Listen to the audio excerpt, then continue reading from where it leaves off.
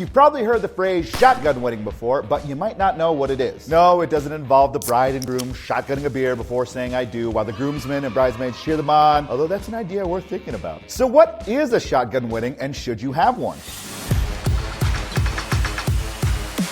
Back in 1872, a man was married against his will and sued for a divorce, according to the Cincinnati Enquirer. That man said that he was forced at gunpoint to marry the farmer's daughter. But why would anyone force another person at gunpoint to get married? Well, in a nutshell, it's usually because the couple made a baby without getting married. So a shotgun wedding is when you knocked up your girlfriend or that Tinder one-night stand. The biggest oops of your life. The one-night stand, of course, not the pregnancy. And you are forced into a marriage by the woman's father. The shotgun is a common trope often depicted in television shows for comedic relief, but it actually happened. Back in 1883, the Telegraph and Messenger from Macon, Georgia reported George Maynor suspected Dr. Roberts of knocking up his eldest daughter, whose name is actually Naughty. N-O-T-T-I-E. How unfortunate. Mr. Maynor picked up a marriage license, grabbed his brother and two other relatives, and abducted Dr. Roberts and forced him to marry Naughty at gunpoint. After the marriage, Dr. Roberts never returned. I can't imagine why. Now, shotgun weddings are a thing of the past, as U.S. Census data shows that half of unmarried pregnant women married before giving birth in the 1930s, while that number has dramatically decreased in recent decades. However, just because it's fallen by the wayside doesn't mean that the practice has stopped completely. We live in a very different world nowadays, one where unwed mothers have several resources available throughout their pregnancy and beyond. For one, marriage doesn't have to be the only option. Modern alimony makes it easy for parents to financially support one another without living together. Couples can co-parent, single parent, or even group parent their child. You know what they say, it takes a village. What I found really interesting is the divorce rates for couples that got married because a bundle of joy was on the way was no different than marriages where the couples took their time to walk down the aisle. Research has shown that 30% of white couples who had a shotgun wedding end up divorced. Black couples have a much lower rate, around 20%. The differences are really pretty low, so it might not be a bad decision to begin looking for those wedding bands.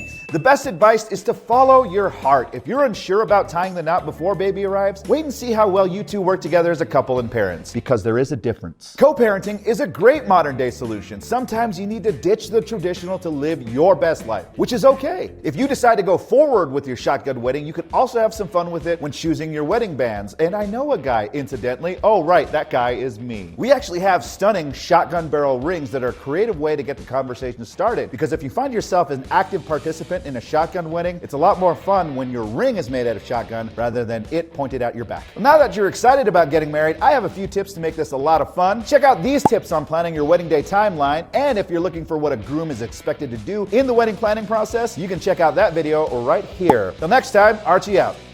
There's nothing in here.